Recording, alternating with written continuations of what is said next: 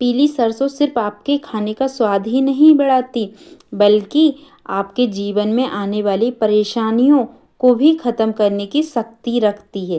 क्या आप जानते हैं कि हमारे घर की रसोई में मौजूद साधारण चीज़ें भी हमारे जीवन में बड़े-बड़े बदलाव ला सकती हैं।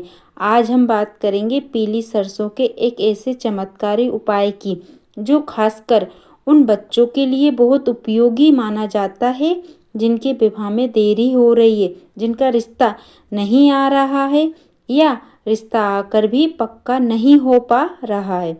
आप देखिए, आजकल सबसे बड़ी समस्या यही है कि बच्चे पढ़ाई पूरी कर लेते हैं, अच्छी नौकरी भी मिल जाती है, लेकिन विवाह के योग देर से बनते हैं। ऐसे में माता पिता बहुत परेशान हो जाते हैं।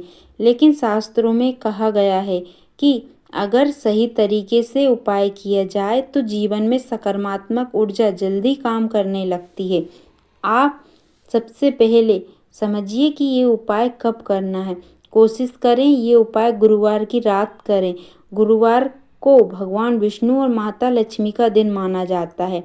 अगर गुरुवार ना हो तो आप पुष्य नक्षत्र, पूर्णिमा या एकादशी की रात भी कर सकते हैं।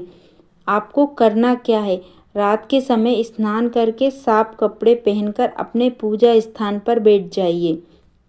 पूजा स्थान बहुत साफ होना चाहिए। अगर घर में भगवान विष्णु और माता लक्ष्मी की तस्वीर या मूर्ति है तो उन्हें अपने सामने रख लें।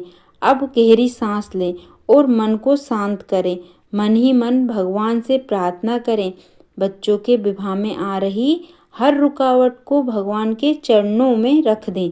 क्या आप जानते हैं कि विवाह में देरी के पीछे कई कारण हो सकते हैं, जैसे नज़र दोष, कुंडली दोष, नकारात्मक ऊर्जा या पूर्व जन्म के कर्म।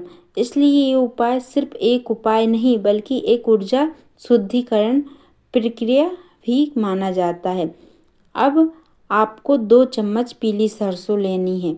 ये वही पीली सरसों है जिससे आप खाना बनाते हैं, लेकिन ये इसका प्रयोग आध्यात्मिक ऊर्जा के लिए किया जा रहा है। 1 चम्मच सरसों अपने हाथ में लें, आंखें बंद कर लें और भगवान विष्णु से प्रार्थना करें कि आपके बच्चों के विवाह योग जल्दी मजबूत हो। प्रार्थना करते समय मन में बच्चों का नाम भी ले सकते हैं। कहते हैं कि जब आप सच्चे मन से प्रार्थना करते हैं तो आपकी प्रार्थना सीधे भगवान तक पहुंचती है। अब एक स्टील की कटोरी लें। अगर चांदी की कटोरी हो तो और बहुत अच्छा, लेकिन अगर नहीं है तो स्टील की कटोरी भी चलेगी। उस कटोरी में सरसों के दाने डाल दें। फिर एक छोटी सी कपूर की टिकिया लें और उसे भी उसी कटोरी में रख दें। अब भगवान विष्णु के सामने उस कपूर को जलाइए। जैसे ही कपूर जलेगा और सरसों गर्म होकर जलने लगेगी, आपको 21 बार ओम नमो भगवते वासुदेवाय मंत्र का जाप करना है। मंत्र जाप बहुत महत्वपूर्ण माना जाता है क्योंकि मंत्र से मन की ऊर्जा केंद्रित होती है। अब इस जलती हुई सरसों से भगवान विष्णु और माता लक्ष्मी की आरती करें। आरती करते समय ये प्रार्थना करें कि बच्चों के जीवन में हर प्रकार की बाधा समाप्त हो जाए। अब ध्यान से सुनिए, जब ये धुआं उठ रहा हो तो इस कटोरी को पूरे घर में एक बार घुमा लें, खासकर घर के सभी कमरों में घुमाइए। ऐसा करने से माना जाता है कि घर की नकारात्मक ऊर्जा खत्म होने लगती है। अब दूसरी चम्मच सरसों लें, उसे एक छोटे पीले कपड़े में रखें। साथ में एक छोटी कपूर की टिकिया भी रख दें। इस पोटली को भगवान के सामने कुछ देर रखें और फिर बच्चों के विवाह की प्रार्थना करें। मन ही मन कहें कि मेरे बच्चों का अच्छा रिश्ता आए, जल्दी आए और रिश्ता पक्का हो जाए। अब जब आप सोने जाएं तो इस पोटली को 2 गांठ लगाकर बांध दें। फिर इसे बच्चों के कमरे के दरवाजे के ऊपर या अलमारी में सुरक्षित जगह रख दें। ये बहुत महत्वपूर्ण है कि ये पोटली किसी की नज़र में सीधी ना आए। कहते हैं कि ऐसा करने से घर की नकारात्मक ऊर्जा बढ़ती है और विवाह योग जल्दी बनने लगते हैं।